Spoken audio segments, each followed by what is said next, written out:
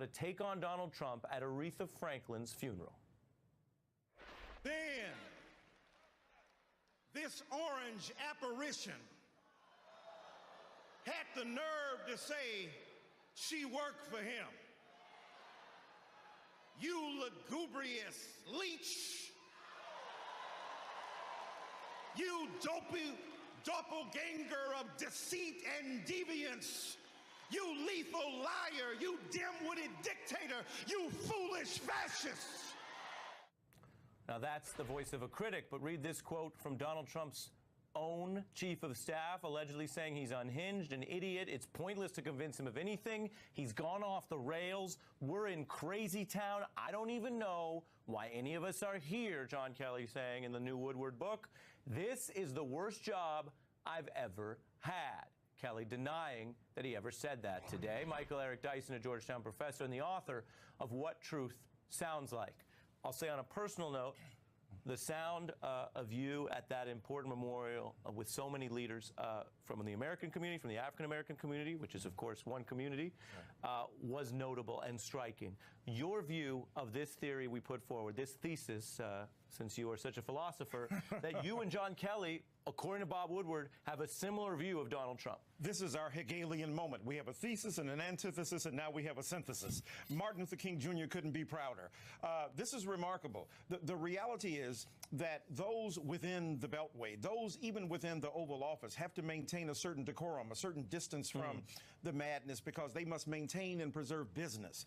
Those of us on the outside have the responsibility to continually hammer at and hammer away at the viciousness, the lies, the deceptions, the prevarications that come out on a daily basis. And it is gratifying, though sadly so, that John Kelly and Michael Eric Dyson absolutely agree. And yet the resolution of it is that those inside must tell more of that truth. If you're working for a man who you believe is in crazy town, then he's inducting you into the citizenry of crazy townness as well. You've got to oppose him tooth and nail. Now, there's an argument to be made. Somebody's got to be inside to stop him, steal letters, take things. And let me go there, right? Because you talk about stealing letters, and you use the term dopey doppelganger. Right. You are also, good sir, in agreement tonight with departed White House aide Gary Cohn, right, who served Donald Trump, defended Donald Trump, stood by during Charlottesville. That's right. But then, and I want to read this at length because I want to make sure everyone at home understands the account.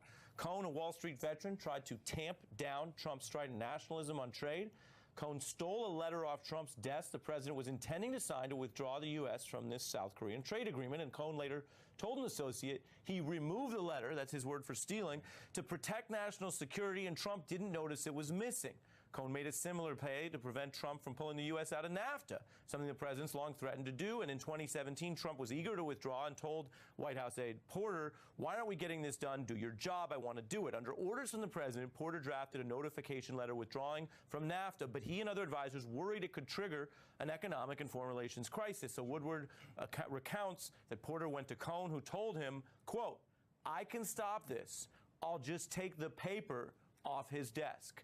This is not a joke. Right. This is not a South Park or Simpsons episode. Right. What does this tell you about what the men closest to Donald Trump think of him? I mean, think about this. This is not even the fury and fire of Brother Wolf.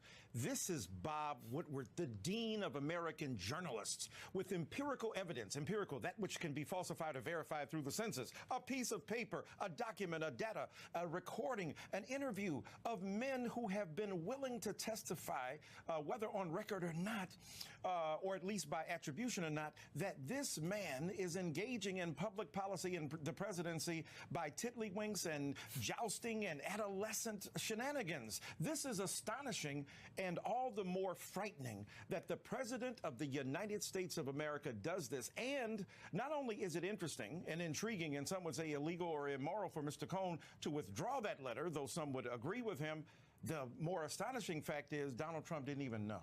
He took something off of his desk because it wasn't from his heart, his mind, his soul, his vision. It was something that was put before him to placate him or for him to placate the American public. And it does not grow out of a conscious effort to negotiate the competing demands of that presidency, because, as one other person said, this is a fifth or sixth grader, not only in terms of his, ephemeral temperament, but also the whimsy and the fancy and the anger and the hostility that emerges from him. We we are in dire trouble, and this book only clarifies that. When we listen to you, Professor, we don't always feel better, but we do feel clearer, and sometimes that's the first step. I appreciate it.